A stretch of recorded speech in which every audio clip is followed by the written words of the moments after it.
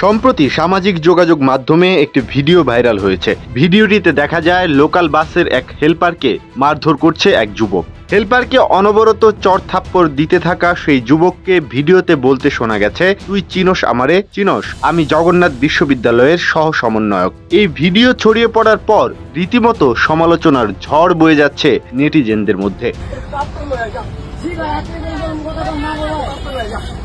1 minute 7 সেকেন্ডের ভিডিওটিতে পুরোটা সময় জুড়ে দেখা যায় সেই যুবক হেলপারকে অনবরত থাপ্পড় দিচ্ছেন। এ সময় বাসের সেই হেলপারকে কাকতি করে বলতে শোনা যায়, ভাই আর মাইরেন না, ছাত্র আন্দোলনে আমরাও ছিলাম তো ভাই, ভাই আমরা ছিলাম। তবে এতেও সেই যুবকের আচরণের কোনো পরিবর্তন হয়নি।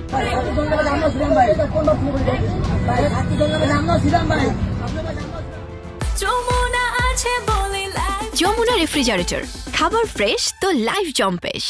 অবশেষে পরিচয় মিলেছে সেই যুবকের। তার নাম তৌসিফ শাকিল। সে জগন্নাথ বিশ্ববিদ্যালয়ের রসায়ন বিভাগের 2018-19 শিক্ষাবর্ষের শিক্ষার্থী। তবে এসব ছাপিয়ে আলোচনায় এসেছে তার ছাত্রলীগের সাথে সম্পৃক্ততার কথা। বাসের হেলপারকে আঘাত করার সময় নিজেকে জগন্নাথ বিশ্ববিদ্যালয়ের সহ সমন্বয়ক পরিচয় দিলেও তিনি মূলত জগন্নাথ বিশ্ববিদ্যালয়ের ছাত্রলীগের কর্মী ছিলেন। নেটিজেনরা বলছেন, তৌসিফ শাকিল সহ সমন্বয়ক তো দূরের কথা, বৈষম্য বিরোধী কোনো আন্দোলনেই যুক্ত ছিলেন না তিনি। এদিকে জগন্নাথ বিশ্ববিদ্যালয়ের যারা বৈষম্য বিরোধী ছাত্র আন্দোলনের সমন্বয়ক ছিলেন তারা বলছেন, এটা খুবই দুঃখজনক ঘটনা। এই ছেলে আমাদের কেউ নয়, আমরা জেনেছি সে আগে ছাত্রলীগ করত।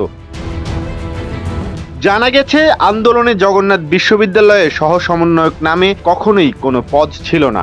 এমনকি গত 29 জুলাই 27 সদস্য বিশিষ্ট যে সমন্বয়ক পরিষদ গঠন করা হয় তাতেও নাম নেই এই শাকিলের।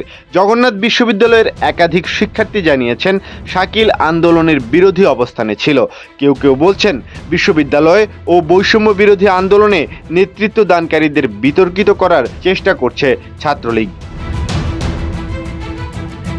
এদিকে জানা গেছে সর্বশেষ তৌসিফ শাকিল বিশ্ববিদ্যালয়ের উত্তরণ বাস কমিটির সভাপতির পদ বাগিয়ে নিয়েছিলেন ছাত্রলীগের পরিচয় দিয়ে। তবে ছাত্র আন্দোলনের বিরুদ্ধে শাকিলের অবস্থান থাকায় তাকে উত্তরণ বাস থেকে অবাঞ্ছিত ঘোষণা করে শিক্ষার্থীরা।